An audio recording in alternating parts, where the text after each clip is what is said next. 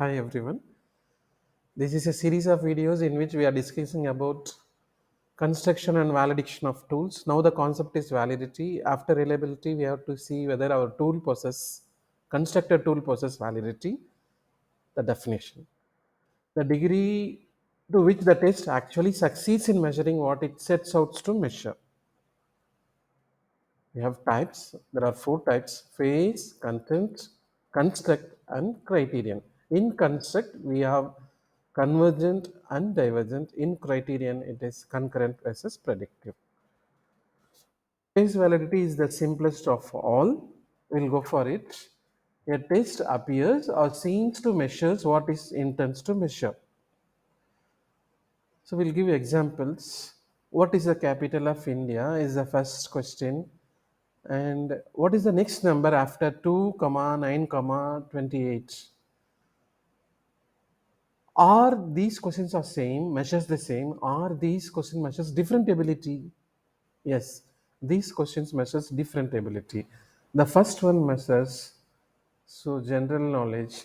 The second one measures the mathematical ability. Both are different. That's what we say the phase value. Which questions measures which one? So if we want to measure mathematical ability, we should not give the first one. So by this way, the phase validity is checked. Content validity. We'll go to the content validity. Whether the particular question represents a content domain. Normally, we will write a question with respect to some dimensions of a concept or a concept itself. Therefore, whether our questions represents the concepts. So here I am giving different concepts of emotional intelligence by Daniel Goleman, and we can see the dimensions 5 and sub-dimensions for each dimension: self-awareness, self-regulation, motivation, empathy, and social skills. In self-awareness, we have 3: emotional awareness, accurate self-assessment, self-confidence. When a researcher wants to construct a tool on emotional intelligence, they will write questions on each of these sub-dimensions. Okay, let us check it. Whether this question represent a particular sub-dimension.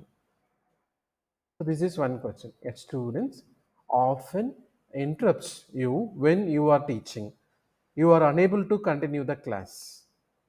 At that time, what do you feel? Angry, panic, nervous, annoyance. This question belongs to whether it represents the subdimension mentioned here. That's what we have to check. If we check that, then that is called as content validity. Yes, this question measures emotional self awareness. Emotional awareness is the act of recognizing one's own emotion and their effect on one's performance. Okay, this question measures emotional awareness. Like this only we have to check for whether each question goes for a particular dimension or sub-dimension. This can be also seen with experts. Experts, whenever expert sees and marks, with that we can go for content validity ratio. Content validity ratio is equal to NE minus N by 2 by N by 2. It's given by Lasse in 2010. So what is these steps? CVR is content validity ratio, where N is number of experts indicating a particular item as essential, and N by 2 is the half of the experts. It's basically whether the half of the experts agrees with that or not of a particular content. At least half of them should agree of a particular item. So as we have given an example, we have to give to number of experts, and when they give mark a item whether it's essential or not essential, we have to go for content validity ratio, and we can see Lawson has also given a tables norms for selection of a content. If we are giving to 5 experts, we have to get CVR 0.99. Then we can select an item. Otherwise, we cannot select an item. If you are giving to expert 6, then it should be 0.99. Let us go to the last. If you are giving to 30 experts, sometimes it will be difficult. But if 30 experts are seeing, the CVR can be also 0.33. Then that particular item can be selected. So this is the way in which content validity is seen. This is statistical measurement of the CVR. And this is one such example how we have to go about. So you see, so it's if the agreement is there, then the item is selected. So agreement is not there, then the item is not selected. So the third one is construct validity. Construct validity depends upon the construct, the degree to which a test measures an intended built psychological variable. Every psychological tool is built on a variable. Measures a intended built psychological variable. We'll give. Suppose we construct a tool on self-esteem. We'll be constructing many items. There may be, let us take three items for example. All the three items should have a correlation. See, we see the correlation 0.83 between 1 and 2, between 1 and 3.89, okay, between 2 and 3.85. So then it possesses a validity, a construct validity, intent built measurement, psychological validity. So we'll go for the two things here in construct validity, convergent and divergent. Again, the same example. In convergent validity, two measures what we are related we are seeing. Let us take our self-esteem scale, what we have built. The self-esteem scale, we try to correlate with self-concept scale, the other scale which somebody would have built. So we have constructed self-esteem scale and we will be having number of items. Let us take the other scale, self-concept scale, and we can correlate each of the items. For example, I have taken 3 here and 3 in self-concept. And we'll go for the correlation. You can see the correlation. All are above 0.79. So therefore it is correlated. It possesses convergent validity. It converges on a special point. And next is exactly opposite, discriminant validity.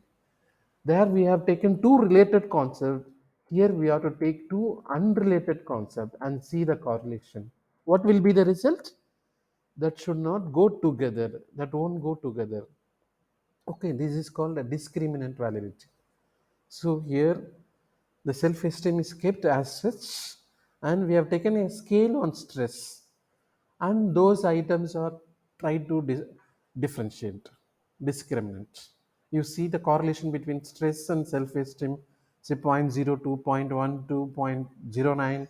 So all these values are very less and insignificant, and therefore they are not related. So a construct validity tells that whether it is a convergent or divergent, both can be tested so that our tools will become more strong. We go to the fourth one, concurrent validity. Test scores are correlated with another set of criterion scores. So we have constructed a test. Somebody also would have constructed the same test. We can go for the correlation. So concurrent validity. So I and my scholar, we have constructed a scale on emotional intelligence. We call it as emotional intelligence scale situational. Anukul Hyde also constructed emotional intelligence scale, and we went for correlation with our scale with Anukul Guide's scale, Anukul Hyde's scale. So to a sample, we have given our scale. After 1 or 2 days, we are given Anukul height scale, and both set of measures went for correlation, Pearson correlation coefficient, and that is 0.92. So it is highly correlated. Therefore, our tool possesses concurrent validity. This Anukul heights is most widely used across the researchers in India. Therefore, we have taken his. And predictive, a test measure predict the future performance is a degree to which a test can predict how well an individual will do in future. So this is one of the example which during COVID they will predict what happens in future. After 5 days, how much will be the cases? After 6 days, how many cases will we get? All those things will be. This is what the predictive validity. And a person can appointed in a job with these marks, and during after appointment in job, these are the job performance. Then we can go for the correlation, Pearson correlation, and we can find how it matches. This is called predictive validity. And we have seen two concepts, reliability and validity, and I would like to give few examples of the differences between reliability and validity. This first figure, whether it is reliable or valid or both. The second figure, whether this one is reliable or valid or both. And the third one, whether it is valid or reliable or both. The first question is only reliable because every test score it placed is here, every score is placed here, therefore it is reliable. But what is for a gunshot? The gunshot has to be on the bullseye. Here it is not hit, therefore it is not valid. When you go to second, it's both not that, it's not reliable, not valid, because it is not, no shots are here, and all the shots are at different places. No reliable, no validity. Can see the third one. What does this possess? You can easily guess. So it is valid and reliable. So for a target, we have to hit in bullseye, and every shots are hit in bullseye. Therefore, it is valid and it is also reliable. So let us give one more example. Teacher A and teacher B. Teacher A goes to class at right time always. Teacher B goes to class by 10 minutes delay always. With respect to reliability and validity, what do you call as teacher A and what do you call as teacher B? I think you can easily guess the answer. Teacher A possesses validity because he goes on time to every class. Teacher B does not possess validity because he's not going on time, but he possesses reliability because he goes every day by 10 minutes late, not more than that. So that is reliable. So the last concept in validity, we can also find intrinsic validity. If we find the correlation coefficient, the square root of correlation coefficient is called as intrinsic validity. If we have reliability is 0.76, intrinsic validity is square root of 0.76, it is 0.87. Thank you all. We'll meet in another video.